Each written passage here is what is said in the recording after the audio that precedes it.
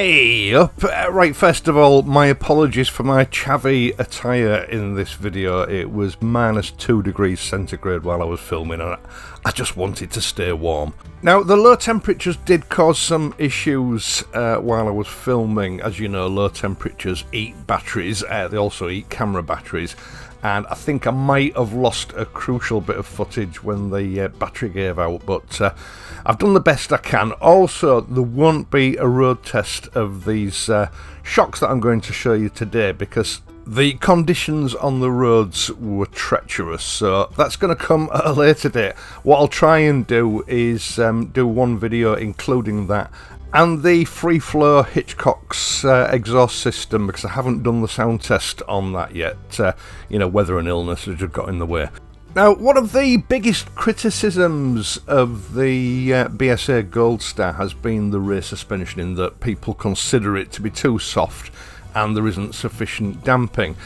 I found it to be okay, to be quite honest, but I did notice the last time I rode the bike, bearing in mind it's done, I don't know, somewhere between 1,000 and 1,200 miles, and a lot of that has been toe-up. I did notice the last time I rode it that it had softened up considerably from when the bike was new. Now, that is perfectly normal with any motorcycle suspension system. The manufacturers take this into account when they build the bikes. Springs settle and shorten slightly with use. But there's a couple of things that I think may have exacerbated this a little bit with the Gold Star. Normally it would take 2,000 or 3,000 miles for this to occur, but most of the riding that I've done, as I've said, it's been two-up riding with my partner on the back. And this bike doesn't have a centre stand, so the weight of the bike is sitting on those springs 24/7 because it doesn't have a centre stand. This was a well-known issue with the pre-2015 air-cooled Triumph Bonnevilles because, you know, it was the same situation, they only had a side stand. Now, as luck would have it, as you know, Hitchcock's motorcycles have a BSA Gold Star that they're using for the development of accessories. My understanding is that they collaborated with HAGON shocks, and HAGON have now released a version of their famous 2820 oil emulsion shock absorbers. Now, these can trace their lineage all the way back to Gerling shocks of the 1950s and 1960s. I'll cover that all in a different video because although I'm fitting these shocks and making this video, they're not going to be a permanent fixture on the on my Gold Star. They're going to be removed and I'm going to be replacing with something that I prefer but wasn't available when these first came out. It will still be a 2820 from HAGON, but it will be a different variant. It's just something which aesthetically I prefer, but we decided that we would show both because other people might not like that version.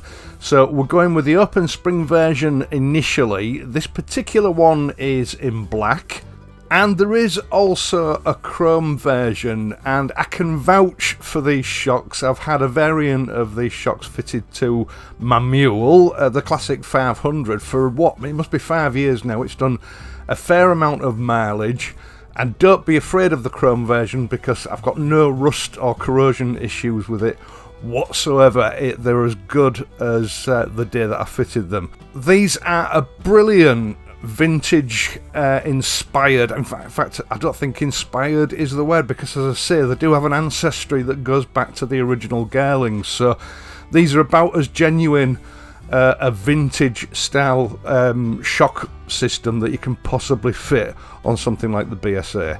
Bearing in mind that Gerling were suppliers to the British motorcycle industry throughout the 1950s and 60s, Gerling shocks were fitted to many British motorcycles by the manufacturer at the factory. And the only difference between these and the original Gerlings is that obviously new ownership of HAGON, which, well, I say new, we're going back decades, and obviously they've been updated to modern materials and updated specifications. They're a far better shock absorber than you could possibly have got your hands on in the 1950s or 60s. Now, if you don't like the HAGON branding on the top of the shock absorbers, it is just a foil sticker and it can be removed if you would prefer to do that. They feature a 3-position adjustment for the spring preload, which is as much as you need with these shock absorbers. And they also have damping and rebound adjustment. Now, this is on a single circuit. It just requires an Allen key, which is supplied, along with a C-spanner for adjustment of the preload. And it will alter the rebound damping and the damping via one simple adjuster. Now, this is actually a good thing, because when you've got a separate damping and rebound damping adjuster, people can get themselves in a bit of a pickle when they're trying to tune the suspension. So this simplifies it and makes it pretty much foolproof. What I'm trying to say is you don't need to be an expert suspension tuner to be able to get them set up exactly how you want them. Now, HAGON's 2820 shocks are, I think, their biggest seller and have been for decades, for one simple reason.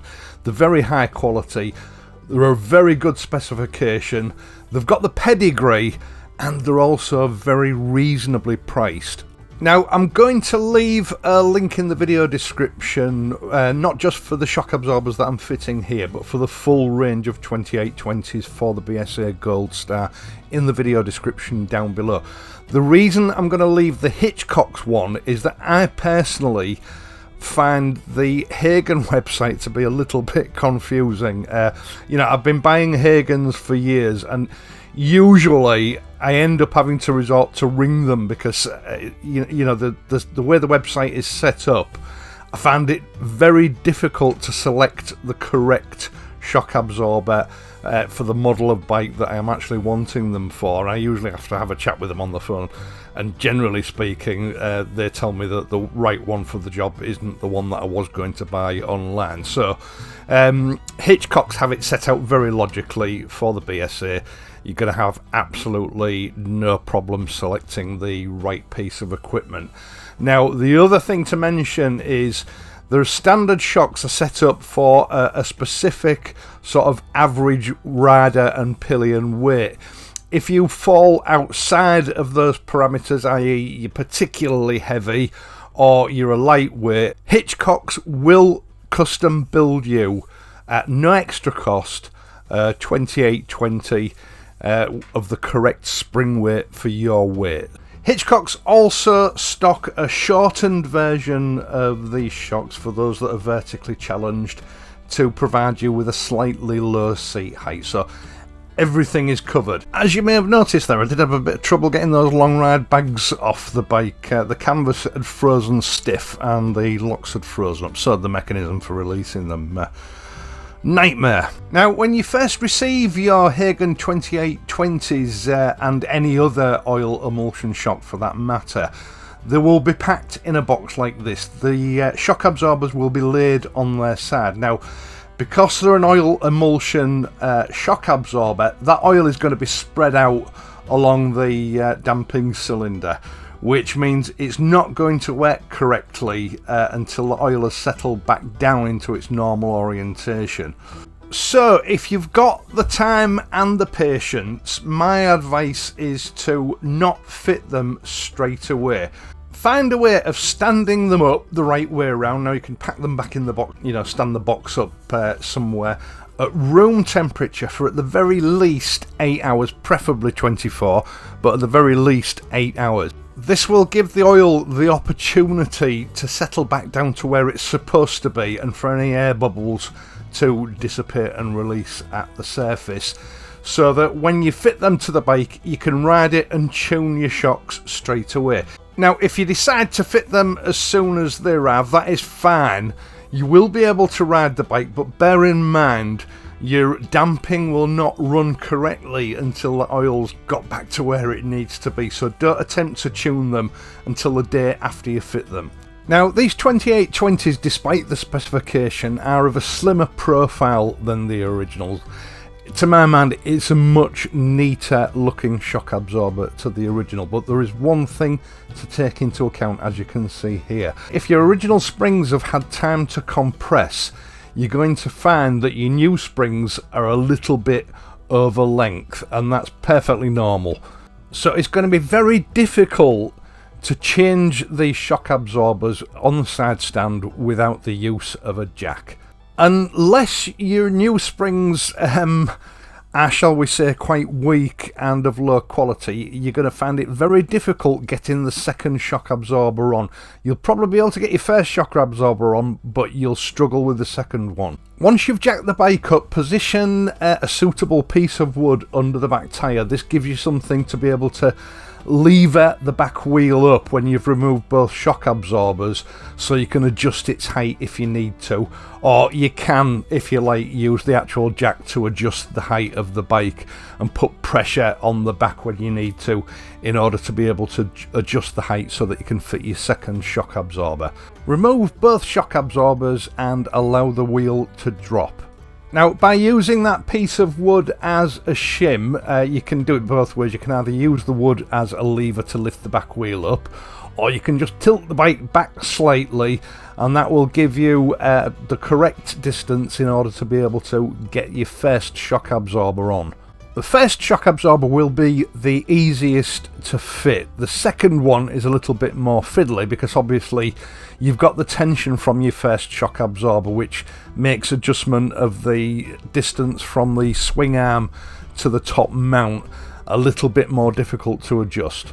Now, there are two things to watch out for here. First of all, make sure that your damping adjuster on both sides faces the rear of the bike. Otherwise, if it's the other way around, you might have trouble adjusting it. Also, at the back of the oil reservoir, there is a seam where it's been welded together. Now, actually, it looks pretty tidy, but ideally you want that at the back. Now, what you can do is just twist the bottom and top eyelets 180 degrees if necessary, so that the seam on the oil reservoir is facing the bike and not facing outwards, and so that the damping adjuster is facing towards the back of the bike.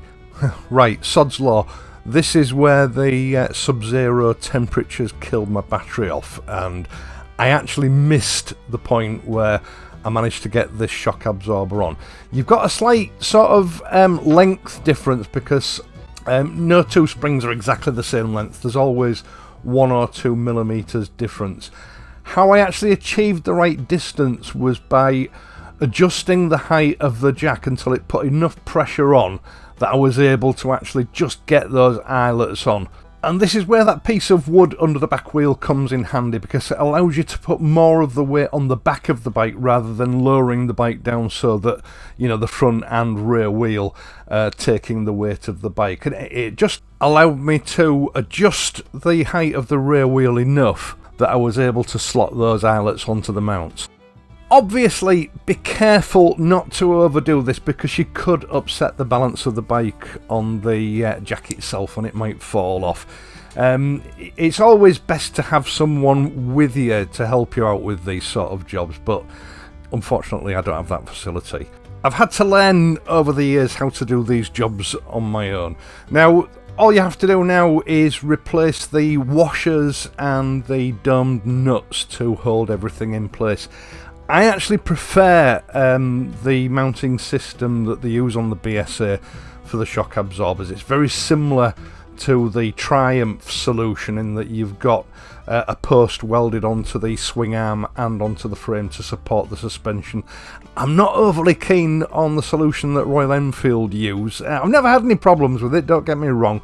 I just always in my mind feel that this is a more secure method of holding everything together. At the end of the day, that domed bolt, all it actually does is it's just there to stop the shock absorber slipping off the mounting post.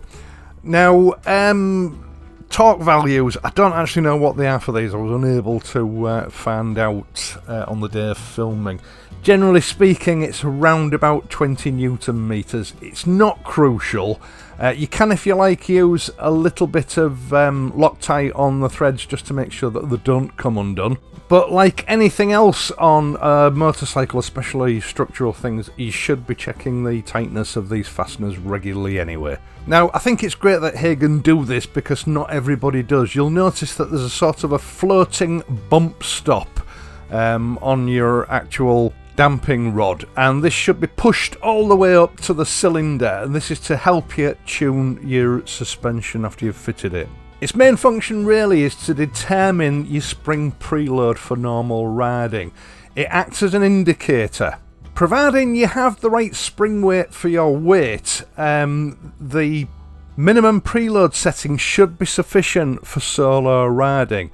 Take the bike out for a run and you should be using about 90% of that damping rod, indicated by where this little bump stop stops. You should have a gap of 1 or 2 centimeters, as you see here. I mean, I just sat on the bike and bounced up and down on it to compress it as much as I could. If under normal riding conditions this is bottoming out completely and touching the bottom part of the assembly, your spring preload is too light and you need to increase it. And that's why it's important really that if you're a particular lightweight or heavyweight, you get in touch with Hitchcock's and get them to build you a custom shock with the correct weight spring. Otherwise you're never going to achieve the correct adjustment for comfort and handling. Now, I've got no idea what's going to happen to these shocks when I replace them with the shocks of my choice. As I say, they were supplied to me by Hitchcock's. Now, if you live locally to me, or at the very least live in the UK, and you're able to collect them, I'm sure I could probably sort out some sort of discount with them, because they will effectively have been used, although they'll have been very little use. So if you're interested, get in touch and I'll see what I can sort out.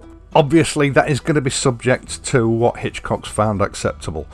Unfortunately, I can't facilitate any inquiries outside of the UK. I've been down that road before. It was an absolute nightmare. It will be restricted to somebody living in the UK with a BSA, preferably, as I say, someone that lives local to me. Once again, thank you so much for taking the time to watch this and my other videos, and in doing so helping to support this channel. I really do appreciate it.